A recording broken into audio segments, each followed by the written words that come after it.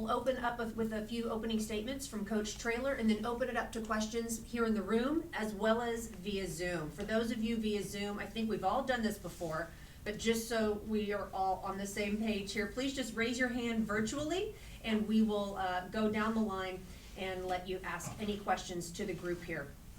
Additionally, anybody in the room, same thing, just raise your hand. Please feel free to identify yourself so our guys know who you are.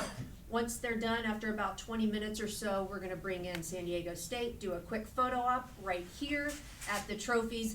Excuse you guys, wish you luck, and have San Diego State sit in here and answer questions from you. We do have smoothies, courtesy of Tropical Smoothie Cafe, if you'd like to get some on your way out, or right now if you like. Otherwise, we will kick it off. Opening statement, Coach Traylor, welcome. Thanks for having us. Just want to say thank you to Sean and Ren. Done a fantastic job of entertaining us, and with me always it's about our players, right? And our players are smiling and having a great time, and that makes me feel good when I know they're having a great time. So thanks for having us very much. All right, one quick housekeeping item. We are muted on the Zoom. So Alan, Barry, what can we do to make sure that people on Zoom can hear this? It's not good. Thank you. All righty. Okay, go ahead. Questions in the room or via Zoom. Go ahead, please, gentlemen. Raise your hand. We'll kick it off. Go ahead. Jeff, just what would it mean for the program to cap this season with the first bowl win in UTSA's history? It's something we have discussed quite a lot. You know, when the season started, we said someone's going to be the first team in UTSA history to win the West, and why not us? So we checked that box, and then some team in UTSA is going to be the first one to ever win a conference championship. You know, why not us? And we checked that box. And there's going to be another team, some team, whether it's this one or somewhere, it's going to be the first one to ever win a bowl game. Why not us? Frank, Rashawn, first off, the hats are exquisite. What are we wearing today with those hats? These are Justin brand cowboy hats, and our gray jerseys. You know, shout out to Stretch for always keeping us right. So. Very good. We'll go over here, please. Me. Sorry. Couldn't see behind me. Coach, Bryce Miller from San Diego, the Union Tribune. We talk a lot with that team about what they think the rest of the country thinks about them, because they're in the Mountain West, they play out West. A lot of people in the East don't see those games. They're not in the Power Five. In that same vein, what do you think the country thinks about you, or the awareness of this program, or what's the reputation, the perception? Well, these two kids are a great example. These are both San Antonio kids, and the reason they stayed here was to try to put the city of San Antonio on the map, other than for the Spurs, for a football team, right? And that's been our mission since I've taken the job in December of 2019, is to help these kids accomplish their mission, which was to make us a nationally known football team. We're the 7th largest city in the country. We have an amazing university, just built a new $41 million facility. Everybody knows about the Riverwalk. And we feel like this will not be a blip in the radar. We plan on being here for a while. When you can I Go follow ahead. up? Sorry. When players and coaches there are pressed a little bit about what the personality of San Diego State is, or they really drill it down to their known for defense and physicality and toughness. They're maybe not as polished offensively, but they kind of ride that defensive reputation and toughness. How would you describe your football team? Well, we take great pride in some of the very things you discussed. We call it our hashtag 210 Triangle of Toughness culture, our brand. And we think we have a great defense too. We take great pride in running the football, so something's going to give. And then we feel really strongly about our special teams. So that's our triangle.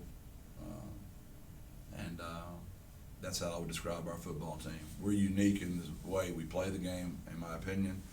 We have an unbelievable love for each other, extremely unselfish team. They get along at all times. They're a joy to be with. And I've said it a million times, anybody can coach this team. Over here to the right, please. Frank, what's just been the mood like with the guys being here at Bowl Week? You guys having a lot of fun, but still kind of focused on the job that's left to be done?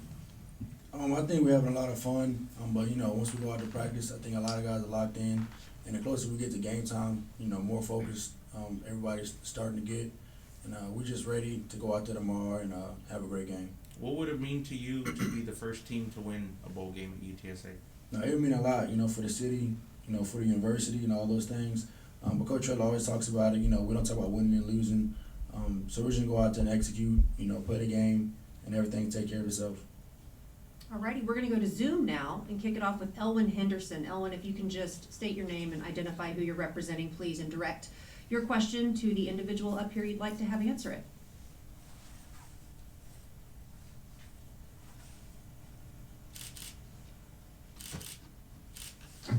Thanks very much. Elwyn Henderson, Gilmer Mirror in Gilmer, Texas. And Jeff, I know last season was particularly tough on you with you having COVID and missing the bowl game, and it's tough on the team. And it's been really special, I know, this year. How special has this year been for you and the Roadrunners? It's been a great year. Again, it's about these two guys beside me. And, there's a reason they were in those zeros. We vote for our single-digit guys, and the kids that wear the 2, the 1, and the 0 are the ones that get the most votes. And when you get to coach Rashad Wisdom and Frank Harris, every day is a special day. Alrighty, thank you, Elwyn. We're gonna go to Hector Ledesma, please. Hector, go ahead.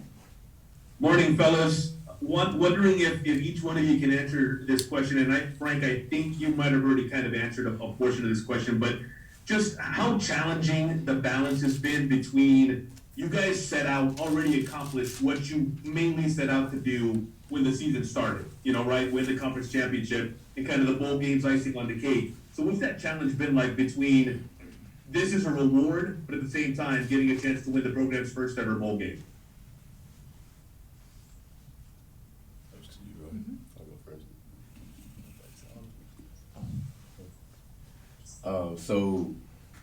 At the beginning of the season, something that we kind of talked about on the defensive side was that we didn't want to be happy at the beginning of the season. We want to be happy at the end, and that's what we're trying to do with this bowl game here tomorrow. Just go out, finish the season strong, regardless, like Frank said, regardless of what the outcome is. We want to be happy with how we ended it, and we want to end it on our terms, and that's just playing our brand of football. So we're gonna go out there tomorrow, do what we do, and go out there and just play how we know how to.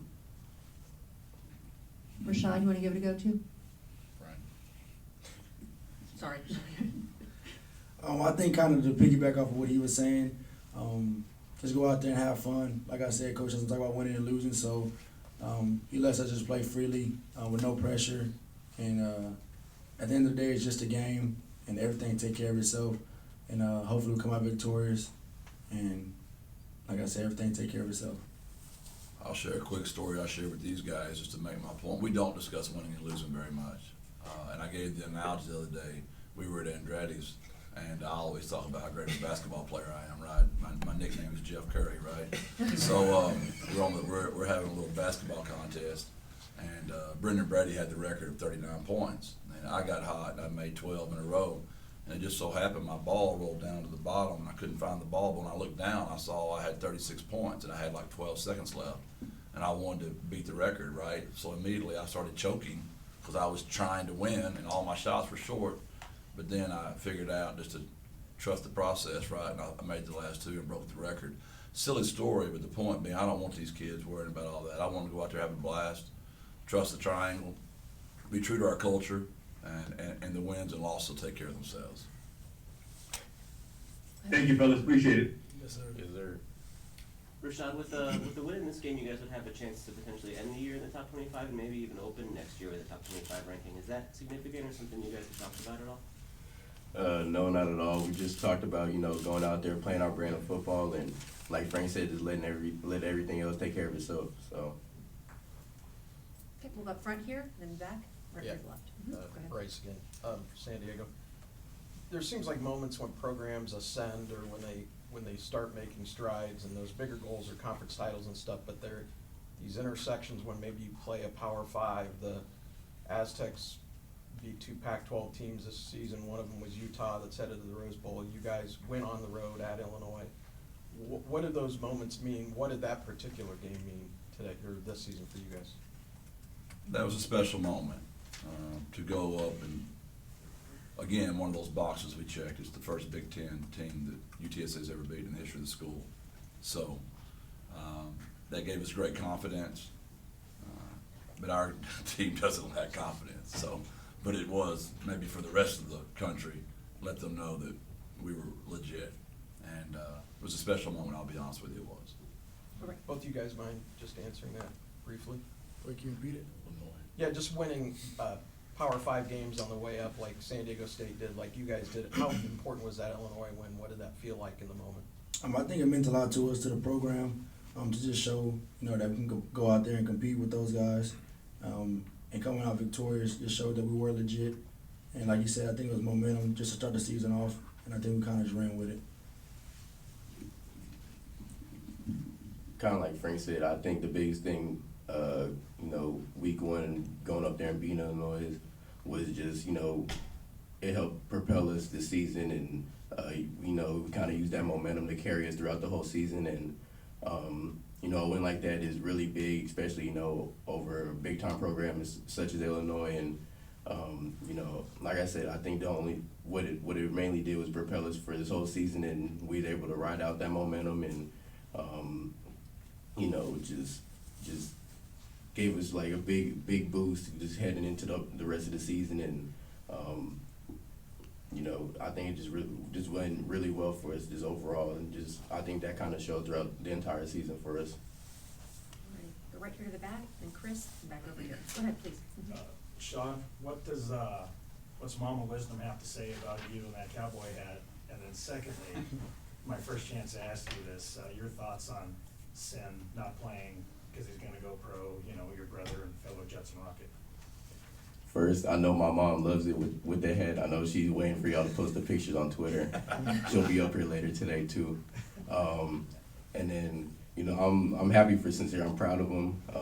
He made his own decision, and I'm backing him regardless of whatever it is. And this is gonna be the first time I won't be playing with Sincere for about 8 years now. So it's gonna be crazy. So. But I'm definitely happy for Sincere, and I love him to death. So I can't wait to see what he does up there, and I know he's gonna do what we all expect him to do. So happy for him for sure. Chris, did you have a question? Yes, Jeff, Chris Mykowski on the Bowl Season Radio. You had your reporter from Gilmer checking in a minute ago, so I kind of wanted to go back to those days. You have the stadium named after you just a couple hours down the road from here. Back when you decided to make the jump to college football, what was that process like, and deciding that this is a time for a new challenge? It was gut-wrenching. I know everybody, poor Coach Traylor had to decide between the University of Texas or staying at home, but lived on a lake, lived beside my brother, had a stadium named after me, mom and dad, my baby brother, my whole family. That's where I went to school. In coaching, you don't get many lifetime contracts, and I pretty much have one, right? And but I love Charlie Strong, and I love the University of Texas, so I thought it might put me in a position to become a head coach. I'd been a head coach too long to ever go back to being an assistant. I knew that was going to be tough. I don't like making suggestions. I like making decisions, and when you're an assistant, you make suggestions. But it because some great players that we recruited, it kind of got me an opportunity, and I'm so grateful. I wouldn't be to coach Frank Harris and Rashad Wisdom, and I know I say that a lot, but I mean it. When you're a coach, the adults are always the difficult problems. The kids are always fantastic, and I love being around my kids. And it was time. It was time to pass that program on to another group of great men that were my former assistants and my former players. And I miss my people, but I've got some new people in the 2-1-0 right now that I've fallen in love with as well. Up here to the right. For both Frank and Rashad, can you guys, there's a lot of Roadrunner fans coming to Frisco probably today. Just what's your message to those guys? Well, first I heard that, the stadium is sold out, so, and I heard heard as majority Roadrunner fans. So I think we just need to keep doing what we've done the whole season and get loud and get rowdy and let's try to go finish out the season strong. We just appreciate everybody's support. Without their support, we wouldn't be here. And it just means a lot to us, especially playing away games like this, coming out to support us, having the momentum, and just hearing them, it does help us, and we just appreciate it. Alrighty, any other questions in the room here? Yeah, go ahead, please. These three right over here, and then we'll wrap it up for a photo op. Frank, what is the significance in terms of looking ahead to next season for winning a bowl game and building some momentum, and for you guys as an offense, kind of seeing what you can do without Sincere?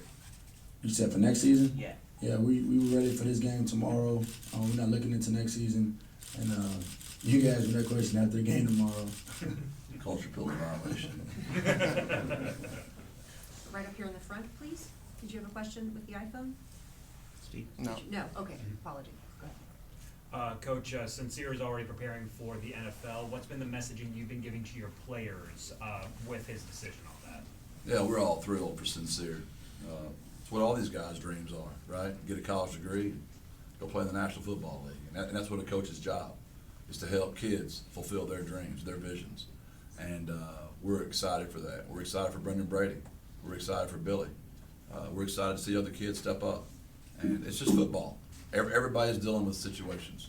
Every team, every coach, NFL's dealing with it, hockey, basketball, whichever team handles. I'm an imperfect coach, coaching imperfect people. There's always imperfection. Whoever handles the imperfection the best has the best chance to win. And we're excited to watch some new guys step up tomorrow night. Alrighty. Follow up for Frank and Rashad. You telling the truth? Truth. Truth. Yes, sir, he is. New stars will be born tomorrow. That's an ender. Well done, gentlemen.